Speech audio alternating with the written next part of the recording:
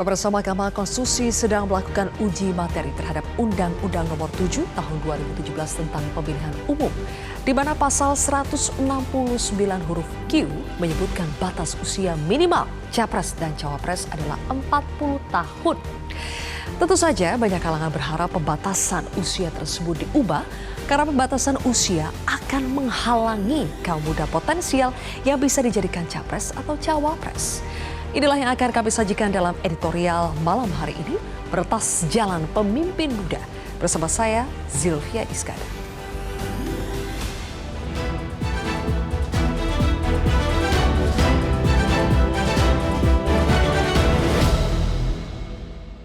Meretas Jalan Pemimpin Muda.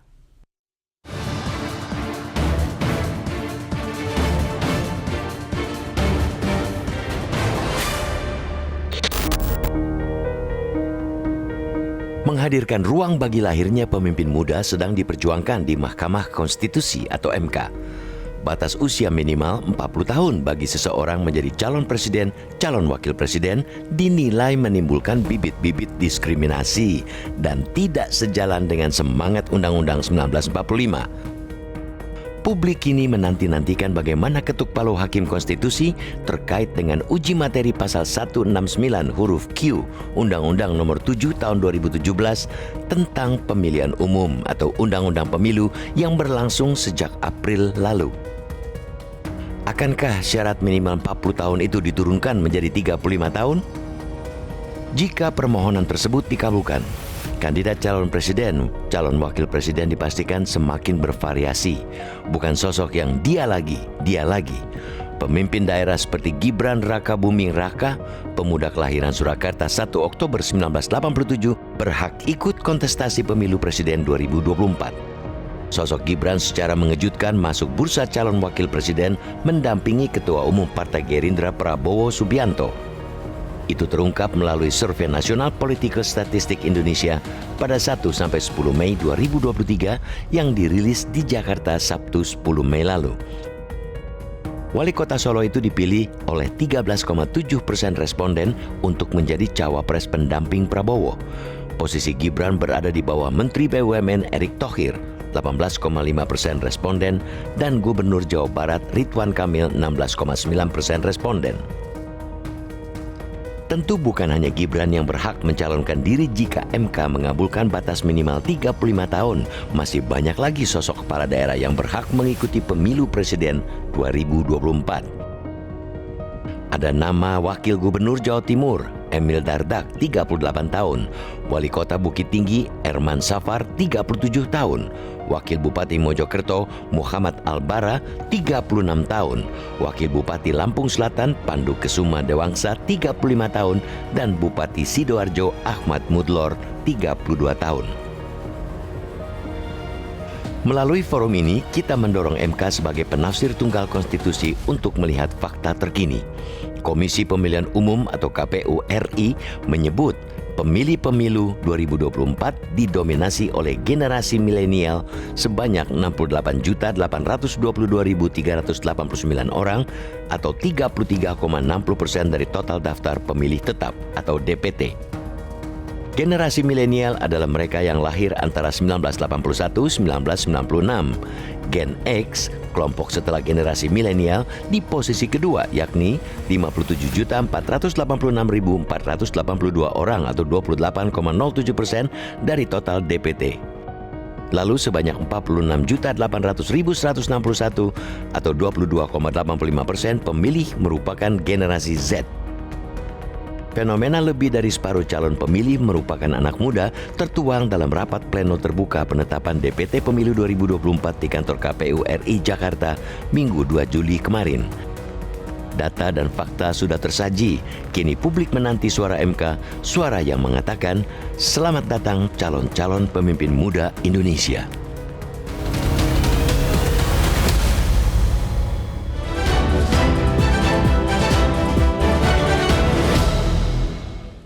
Meretas Jalan Pemimpin Muda, saya akan langsung membahasnya bersama dengan anggota Dewan Redaksi Media Group. Sudah ada Bang Saur Huta Barat. Selamat malam, Bang Saur. Selamat malam. Ya. Bang Saur, apakah pemimpin muda itu memang patut diberikan kesempatan sebagai cawapres atau capres? Ya, sepatutnya diberi. Kenapa, Bang? Pertama, populasi muda memang usianya banyak. 52% itu maksimal umur 40 tahun yang akan menjadi pemilih. Yang kedua, mungkin tantangan di masa depan lebih dapat dihadapi mereka yang melek teknologi, yang lebih kreatif, lebih terbuka pikirannya. Bukan mungkin untuk yang lebih tua. Karena itu kalau misalnya di bawah 40 tahun atau seperti yang pemohon sampaikan minimal 35 tahun itu memang sesuai untuk menghadapi tantangan zaman. Umur sekiranya sulit untuk diperdebatkan. Ya. Batas umur 40 pun apa alasannya? Itu juga tidak ada. Apa alasan pembuat undang-undang membuat umur 40? Jadi kalau mau dipergunakan usia muda, saya paling tidak lebih percaya bahwa masa depan itu lebih mungkin dihadapi oleh kalangan muda. Oke. Oh, sekarang yang gaptek aja banyak yang tua-tua ya. Berarti Bang, kalau syarat minimal 40 tahun untuk jadi capres atau cawapres seperti yang ada di pasal 169 huruf Q Undang-Undang Pemilu, itu tepat tidak kalau disebut diskriminatif? Bahwasanya umur 40 itu bisa dipandang diskriminatif, iya. Tapi nanti kan ada argumentasi lain. Bahwa di konstitusi memang tidak diatur itu batas umur. Sehingga dia memang open policy. Tapi terbukti kan open policy pembuat undang-undang juga dapat direview oleh MK. Seperti undang-undang KPK. Ya, yang dari 4 tahun bisa menjadi 5 tahun ya. Iya. Untuk masa jabatan pimpinan KPK. Barangkali bisa dikabulkan sebagian. Jadi calon presidennya tetap umur 40. Calon wakil presidennya umur 35. Oh, ya ini kan? bisa jadi tidak ide harus baru umurnya ini. sama. Dan kalau itu yang terjadi, akan ada yang berubah.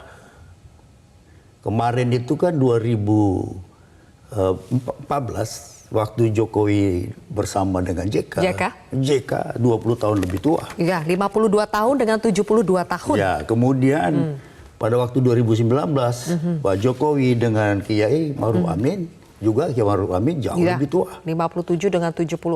Ya, kalau besok pasangannya bukan muda tua tapi tua muda, ada kesempatan yang muda belajar.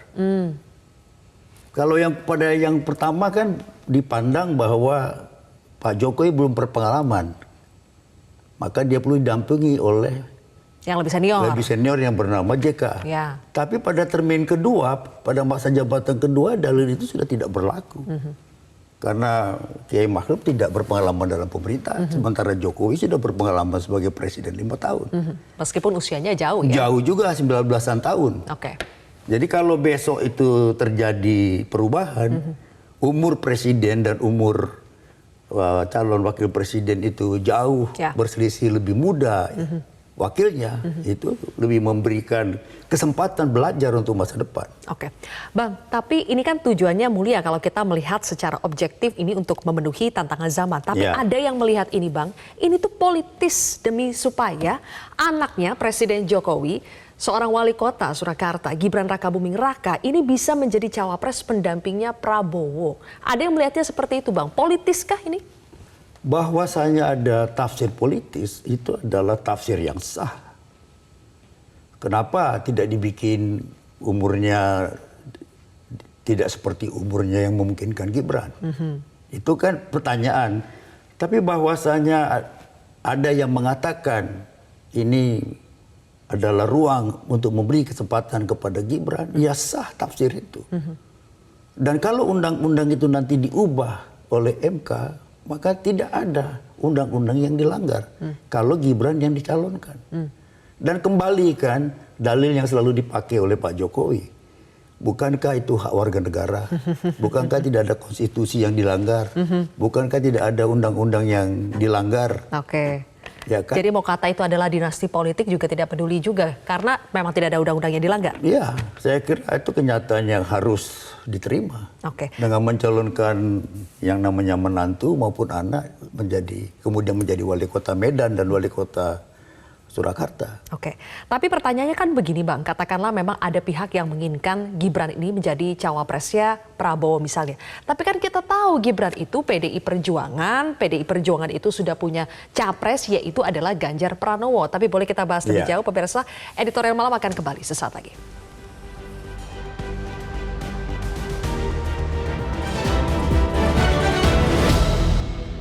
Baik, kita lanjutkan kembali Bang Saur. Tadi kan ada pihak yang mengatakan bahwa ini tuh demi Gibran, makanya PSI dan juga ada 4 perseorangan lainnya mengajukan uji materi ke Mahkamah Konstitusi. Tapi kenapa Gibran yang mau digadang, sementara Gibran ini sudah PDI Perjuangan dan PDI Perjuangan itu sudah punya capres yang namanya Ganjar Pranowo? Ya, siapa yang bisa menjamin bahwa hati Pak Jokowi itu kepada Ganjar? Tidakkah tanda-tandanya dia lebih dekat kepada Prabowo? Dan yang beredar kan bahwa Prabowo yang memiliki ide agar wakil presidennya adalah Gibran.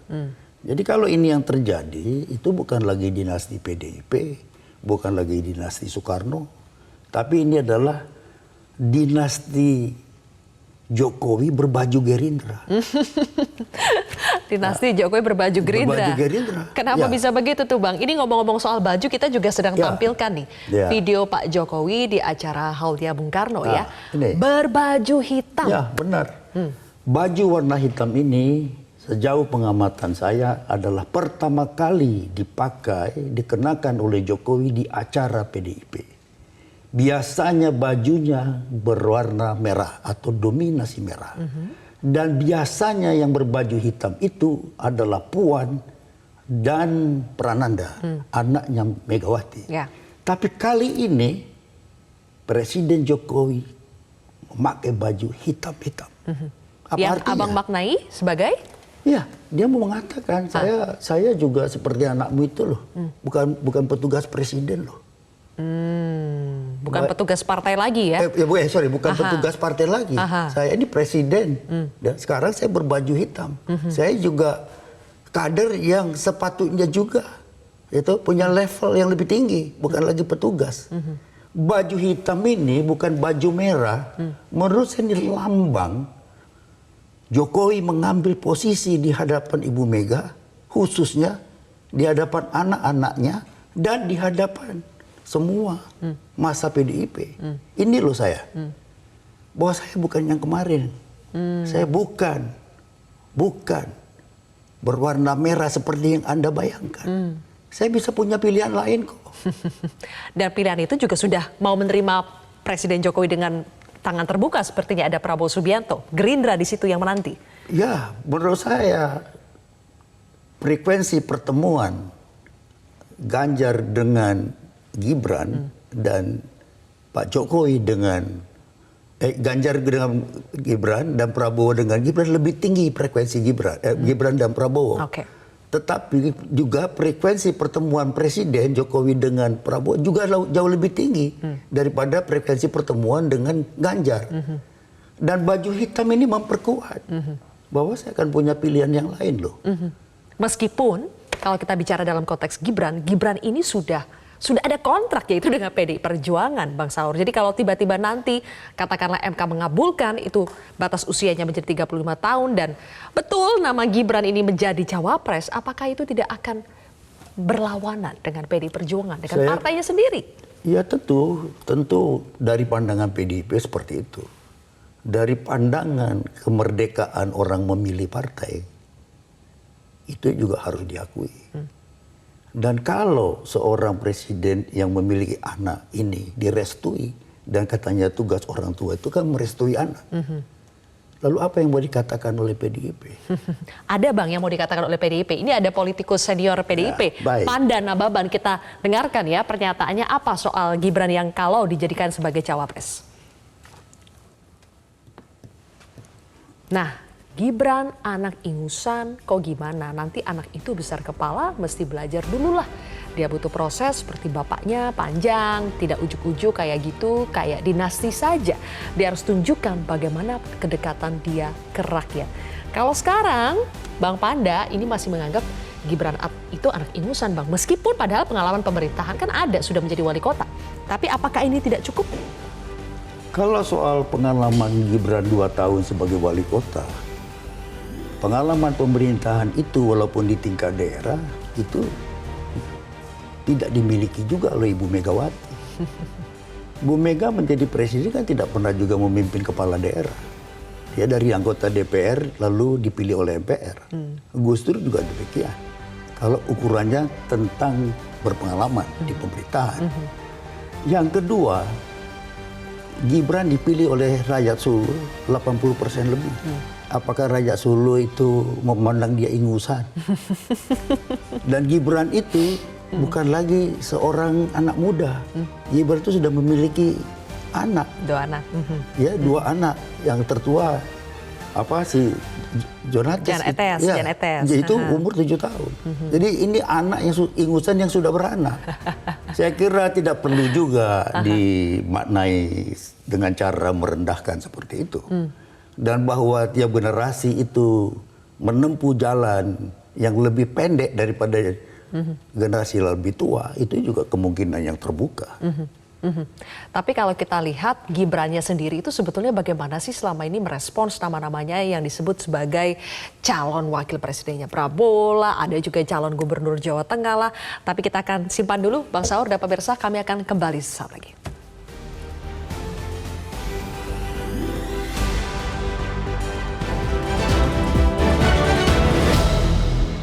Hiro. Ya bos. Hah? Satu lagi makanan. Ngawur supel foto tiga. Brown no sebut susah boleh. Hiro. Aku ora ngerti. Sing takon ya bos. Ini terkait nama Gibran dalam sebuah survei itu yang menempatkan Gibran di elektabilitas tertinggi untuk calon gubernur Jawa Tengah. Tapi Bang Saur, kalau kita lihat Gibran saat ini, kalau mau dipasangkan dengan Prabowo Gibran berarti ya, dan Prabowo juga katanya menginginkan itu. Nasibnya Gus Imin itu bagaimana? PKB yang sudah menjadi kawan koalisi lamanya Gerindra. Ya bye-bye. Apa boleh buat? Sesimpel itu ya? Ya memang dalam hal perpisahan politik yang seperti ini harus dipandang simpel. Kalau enggak mau apa dia? Kalau Prabowo memilih cawapresnya adalah Gibran dan PKB tidak masuk di situ, di dalam koalisi itu, kan masih ada PAN. Masih ada juga Golkar yang kita tidak tahu. Semua partai-partai yang bergabung di dalam KIP yang dulu kita bahasakan sebagai boneka-boneka istana itu, ya tinggal terserah Pak Jokowi mau kemana.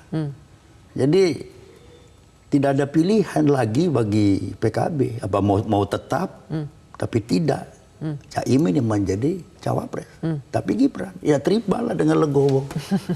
Tapi apa sih Bang kalau kita analisa yang membuat Gibran ini seperti menjadi magnet? Terhitung sudah berapa ketua umum partai yang mendatangi Gibran loh ke Solo? Saya kira itulah hebatnya keris yang diberi, keris simbolik yang diberi oleh Jokowi. Bahwa demikian rupa kota Solo dan terutama tempat domisilinya wali kota Solo ini, Gibran ini yang adalah anak presiden, memang magnet. Dia tiba-tiba seperti memiliki wibawa. Yaitu berdasarkan wibawa dari ayahnya. Jadi paternalisme kita ini itu semakin kuat. Ketua umum partai yang sowan ke dia, gubernur yang datang. Itu kan menunjukkan bahwa dia memang bernilai. Nah kalau dia nanti berpasangan dengan Prabowo sebagai cawapres, maka dia mendapatkan 2 keris. Keris satu wibawa yang diberikan oleh ayahnya, satu keris lagi yang dibawa oleh Jenderal Prabowo, Menteri Pertahanan yang adalah Ketua Umum Gerindra. Punya 2 keris dia. 2 keris? Iya, dan apa keris yang dimiliki oleh Caimin? Bang, kalau Gibran punya 2 keris itu jangan-jangan bisa jadi modal yang luar biasa buat 2029? Justru pada 2029 kalau dia jadi wapres, maka dia akan menjadi capres pada usia 41 tahun. Ya toh, justru. Jadi kalau orang tidak memandang ini dari sisi negatif, itu maka ada ruang baru Ya. bagi calon presiden baru di masa depan. Ya. Ya kan? Kalau dia yang jadi, ya kan? Dan boleh suka, boleh tidak suka. Ya. Nanti yang kembali itu kan argumentasi. Loh, kalau rakyatnya milih dia menjadi pasangan terpilih bersama Prabowo, itu kan maunya rakyat. Oke. Yang mengadili kan rakyat. Baik. Jadi mau bilang apa terhadap pilihan rakyat? Dia terimalah. Akhir-akhirnya kan begitu dalilnya. Baik, sikat nih Bang Saur, terlepas dari figurnya Gibran ya. Kenapa sekali lagi bahwa memang kita membutuhkan pemimpin muda dan MK ini bisa menjadi pintu masuk supaya kita punya pemimpin muda di tahun 2024 nanti. Ada contoh Perdana Menteri Finlandia itu Sanna Marin, umurnya kan 34 tahun 2019. Presiden Perancis 2017 umur 39 tahun, Emmanuel Macron. Jadi ada banyak contoh bahwa pemimpin-pemimpin di negara besar ya seperti Perancis ya dan negara yang sangat maju juga seperti Finlandia, mereka tidak ragu dengan pemimpin yang umur di bawah 40. Kenapa kita mesti ragu? Dan kalau kita berpaling kepada Bung Karno dan Bung Hatta, justru pada umur 30-an tuh mereka hebat. Ya kan? Indonesia merdeka, pembelaan Bung Hatta itu terjadi pada umur 26. Baik. Indonesia menggugat pembelaan Bung Karno itu terjadi pada umur 29. Oke.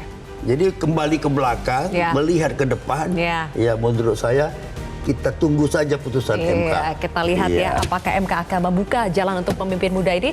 Terima kasih Bang Saur Huta Barat sudah berbagi pemikirannya di editorial malam ini. Pemirsa, saya Zilvia Iskandar mewakili rekan-rekan bertugas mengucapkan terima kasih atas kebersamaan Anda. Sampai jumpa. Metro TV